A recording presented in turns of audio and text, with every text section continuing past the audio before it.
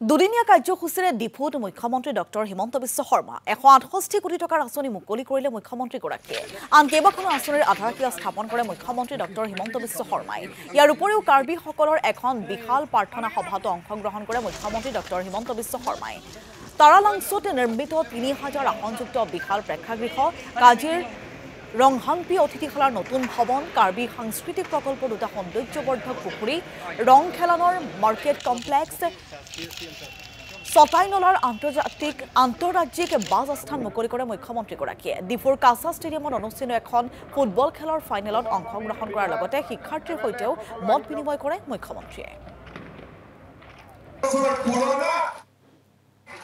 এই আৰণবাৰীমত যোগদান কৰি সঁচাকৈ আনন্দিত হ'লোঁ আৰু মই বিশ্বাস কৰোঁ যে কাৰ্বি সমাজে বিভিন্ন ধৰণৰ প্ৰলোভন, বিভিন্ন ধৰণৰ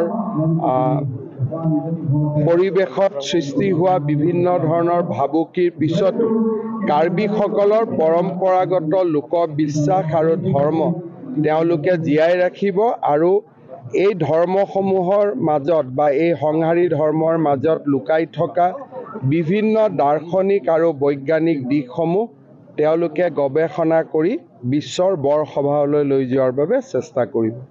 অহা 17 তাৰিখে কাৰ্বি যুৱ মহোৎসৱৰ সোণালী জয়ন্তী অনুষ্ঠান হ'ব। এই সোণালী জয়ন্তী অনুষ্ঠানত ভাৰতৰ ৰাষ্ট্ৰপতি শ্ৰীমতী দ্ৰৌপদী মুৰ্মু মহামহিম ডাঙৰীয়ানী আহি উপস্থিত হ'ব।